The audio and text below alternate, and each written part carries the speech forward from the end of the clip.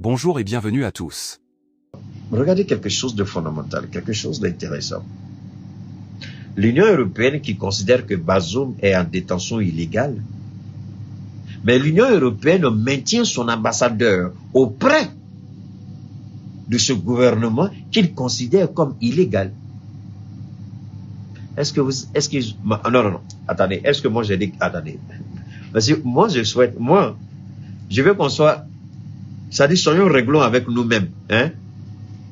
On n'a qu'à être d'accord avec nous-mêmes. Ils disent, le gouvernement est illégal. La détention de Bazoum est illégale, d'accord. Mais pourquoi il y a un représentant de l'Union européenne auprès du gouvernement du Niger? Avant de commencer, n'oubliez pas de vous abonner et d'activer la cloche de notification pour ne rater aucune de nos prochaines vidéos. C'est parti. Est-ce que l'Union européenne a une relation avec un individu ou avec un État? Alors, si c'est un État, les représentants légitimes de l'État, les représentants souverains de l'État, c'est ceux qui sont là aujourd'hui. Tiani, en tant que président de la transition. Donc, toute action de ce gouvernement-là s'inscrit dans la légalité constitutionnelle. Alors, comment des députés qui sont supposés honorer la Constitution, le droit, la loi, s'inscrivent dans le faux? Cette démarche, elle est ridicule. Pourquoi ils n'ont pas demandé la suspension de toute relation avec les autorités du Niger? Pourquoi ils ne l'ont pas demandé?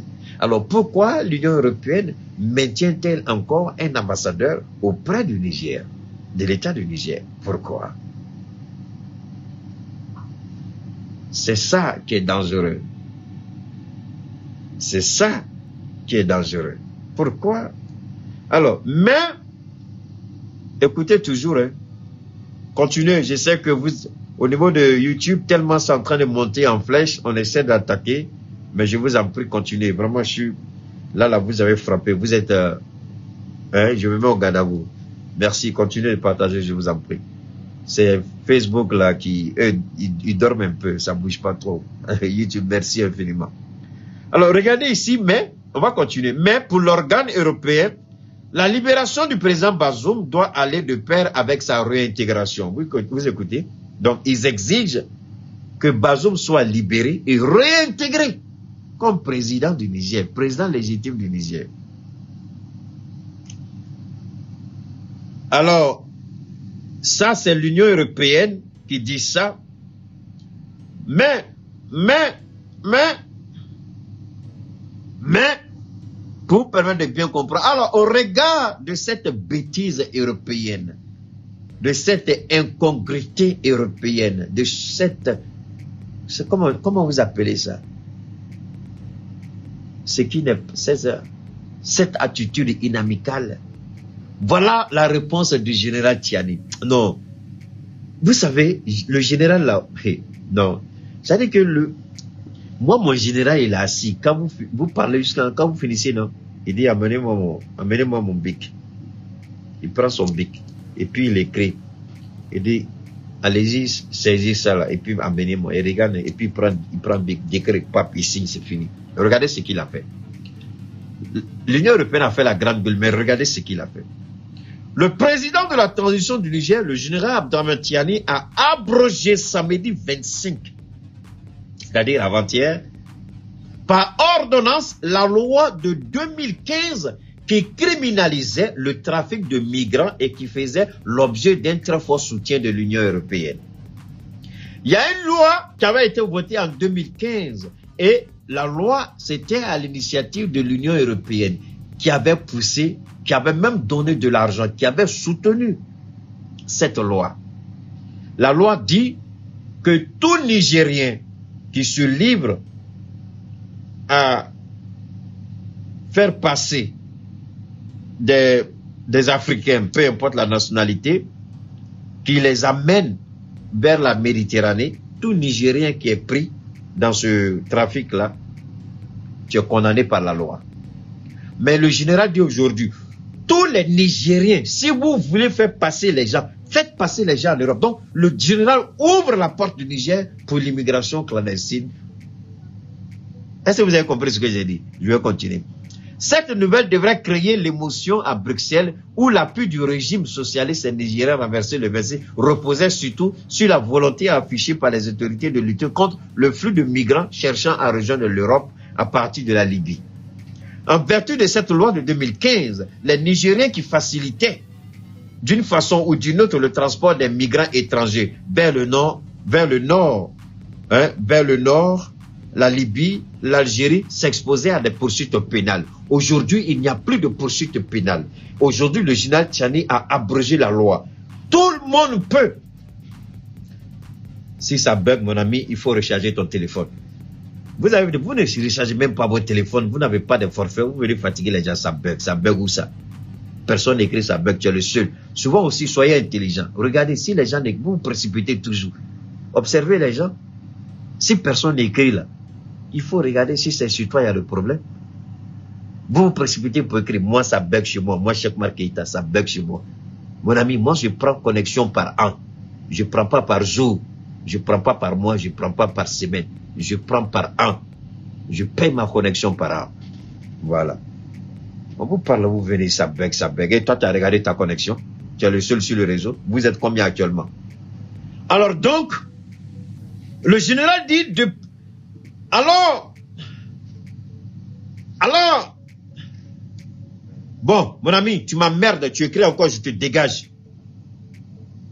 Regardez-moi cette merde-là, c'est chez moi ici. Tu écris encore, je te dégage. Je n'aime pas qu'on m'emmerde. Alors donc, on continue. Le général dit, non, laissez-le, s'il m'énerve là. Si m'énerve là, je vais... Chez moi ici, ça ne peut pas bugger parce que si ça bug, moi, ça se crispe ici. C'est sur YouTube que ça bug. Alors donc, au niveau de, comment on appelle ça, au niveau de cette loi, le général dit, c'est parce que je lis les commentaires, je balaye les commentaires et puis je continue. Le général dit, cette loi, c'est fini. Elle ne sera plus appliquée au Niger. Donc, il donne l'autorisation à tous les Nigériens de faire le trafic de migrants vers la Libye et l'Algérie autant qu'ils veulent. Désormais, aucun Nigérien ne fera face à la loi parce qu'il aurait permis ou il aurait facilité le passage des étrangers vers l'Algérie ou la Libye. Rappelez-vous, la Libye, l'Union européenne avait à l'époque, c'est pas seulement le Niger, l'Union européenne avait à l'époque donné beaucoup d'argent à la Libye pour lutter contre la migration clandestine. Je dis bien en Libye, ils avaient donné beaucoup d'argent. À l'époque, vous avez vu que beaucoup de nos frères subissaient les sévices, l'esclavage, les détentions, bon, tout ce que vous connaissez, parce qu'ils étaient financés. Et l'Italie, à l'époque, c'était l'Italie même qui était en première ligne. L'Italie a beaucoup aidé la Libye dans ce sens-là, pour freiner le flux migratoire vers l'Italie. Aujourd'hui, le général dit, cette décision-là, cette loi, elle sera abrogée. La loi, elle ne sera plus appliquée dans tous les Nigériens. Vous voyez un peu. En fait, c'est ça la réalité du pouvoir. Quand vous contestez la réalité du pouvoir, on vous montre qui a le pouvoir. Et là, le général montre à l'Union européenne que la réalité du pouvoir se trouve entre ses mains et non entre les mains d'un détenu qui a trahi son peuple, qui a trahi son pays. Le général dit, la réalité du pouvoir se trouve entre nos mains. Alors, comme vous avez cette façon maladroite d'apprécier ce que nous faisons au Niger, puisque vous nous attaquez, nous aussi, nous allons vous montrer au niveau de l'Union européenne que nous avons un moyen pour vous faire mal. Donc, nous allons permettre aujourd'hui, voilà, le général dit, la porte est ouverte. Donc, le Niger permettra désormais à tous ceux qui veulent aller en Europe, vous pouvez passer par le Niger, l'immigration clandestine, le général dit personne ne sera condamné, en tout cas aucun Nigérien désormais ne sera condamné par la loi parce que tu auras participé, n'est-ce pas, à transporter des migrants clandestins en Algérie ou en Libye. La réalité du pouvoir, c'est cela. Et nous disons infiniment merci au général Tiani qui a su répondre avec éloquence, avec fermeté, avec détermination. C'est ça que Macron n'a pas compris. Alors, si le général, la question que chacun de nous, on devrait se poser, si le général aujourd'hui dit on ouvre la frontière à la migration clandestine.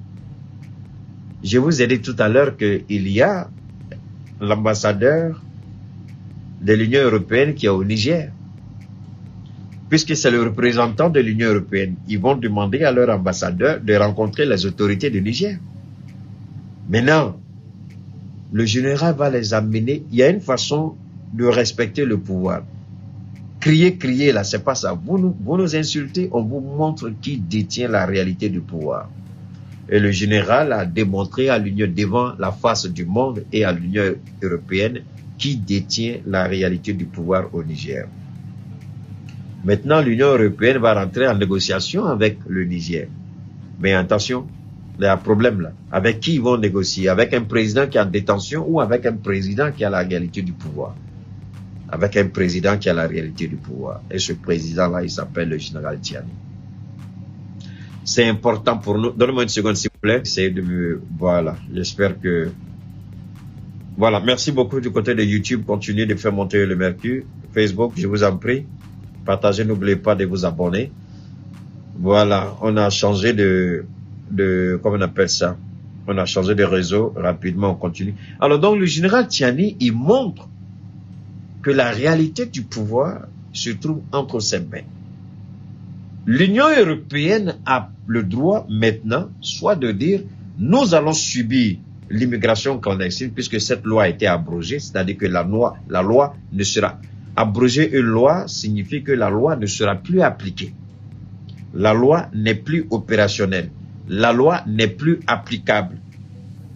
Voilà, la loi n'est plus applicable. En d'autres termes, au Niger, personne ne sera condamné désormais pour avoir pratiqué l'immigration clandestine, pour avoir participé, organisé, convoyé des gens vers la Libye, vers l'Algérie, vers le Nord. Personne désormais ne subira, n'est-ce pas, la rigueur de la loi. Ainsi en a décidé le général pour répondre à l'Union européenne. C'est ce que je disais tout à l'heure. C'est-à-dire que nous, pays africains, les gens ont cette manie, cette attitude, cette tendance de nous rabaisser, de nous dénigrer, de vouloir nous imposer un agenda. Depuis quand un pays africain, en l'occurrence, depuis quand un État du Liptako Gourmand s'est donné le luxe d'intervenir dans un changement en Europe? Depuis quand, au sein du Liptako Gourmand, nous sommes intervenus d'une manière ou d'une autre en Europe? Mais nous respectons, donc, du simple fait que nous n'intervenons pas dans la gestion politique, en fait, selon le système là-bas, ils se disent peut-être que nous sommes faibles, on n'a pas les moyens, on est incapable, on n'est pas à la hauteur. Parce que tout simplement, on a décidé que ce n'est pas notre affaire, c'est votre affaire. Alors, on s'attaque à nous. Voilà une façon, nous, le général dit d'accord, vous le faites, voilà la réponse qui vous convient. Voilà la réponse qui vous convient. Alors, nous allons continuer. C'était la partie...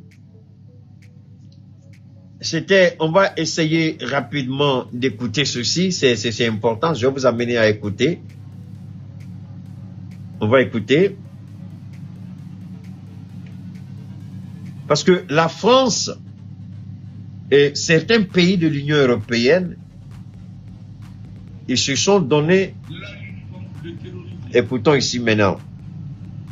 Ça, c'est ce qui est affiché. Mais en dessous, ils aident les terroristes.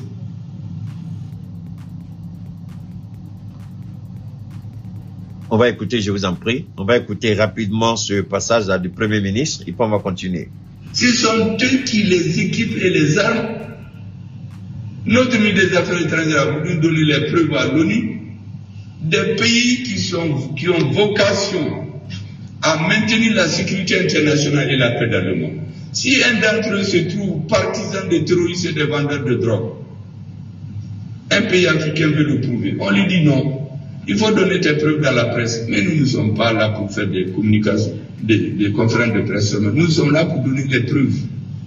Écoutons, Si jamais on avait laissé notre ministre des Affaires étrangères exposer ses preuves, toute l'Afrique allait se révolter le même jour. Mais les militaires ont dit aux politiciens là, attention, c'est vous qui nous avez mis en mission, donc débrouillez-vous pour que ça ne sorte pas. Donc ce n'est pas sorti. On a continué. Lutte contre le terrorisme. On continue d'écouter. Je vous assure, on continue. Au Mali, au Burkina, au Niger, si les militaires au pouvoir avaient décidé de continuer comme par le passé, ils allaient faire le temps qu'ils veulent au pouvoir. Personne ne dira rien. D'ailleurs, il y a des exemples. Pour qu'il y ait cette histoire de deux pas, deux mesures. Dans un pays, on fait conférence de défense à Paris. Dans un autre pays, Paris suit avec attention ce qui se passe dans ce pays. Mais ça, c'est quoi ça? Mais nous, on est capable de lire tout ce qui se fait dans nos pays. Partagez. Et vous avez écouté il y a quelques semaines un rapport du gouvernement français, des autorités françaises. Écoutez. Pour déterminer une nouvelle coopération avec l'Afrique. C'est tellement bien quand on les écoute, les défauts. Mais ça, c'est la même chose que les discours. Est-ce que vous savez qu'en dessous, ils sont en train de chercher à déstabiliser nos pays? Tout le monde a vu dans les antennes récemment un officier des services de contre-espionnage français qui dit que c'est bien maintenant qu'ils ont quitté le Niger, ils peuvent faire des actions de déstabilisation clandestine. C'est lui qui le dit.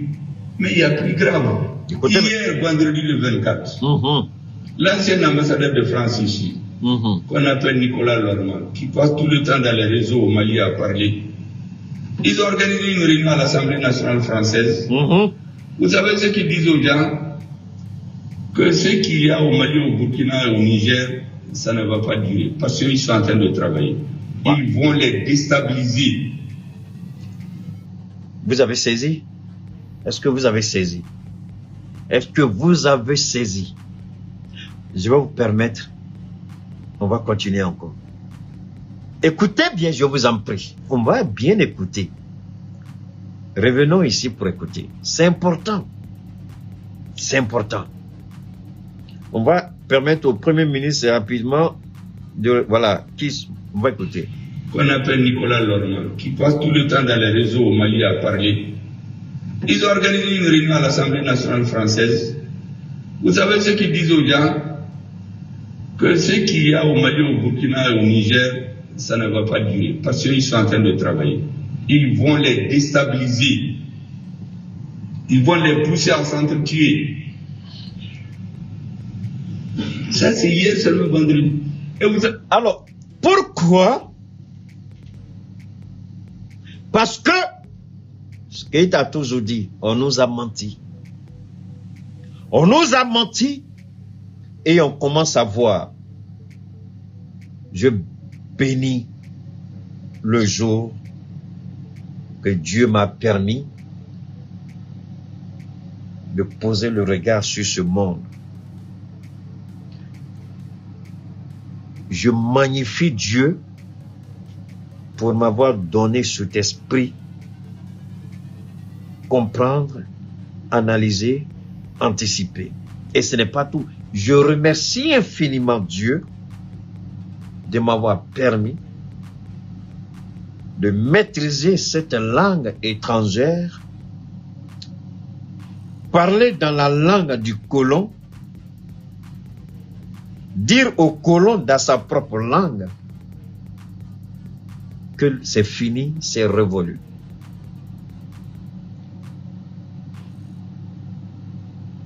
Pendant qu'Alassane Ouattara dit c'est des idiots,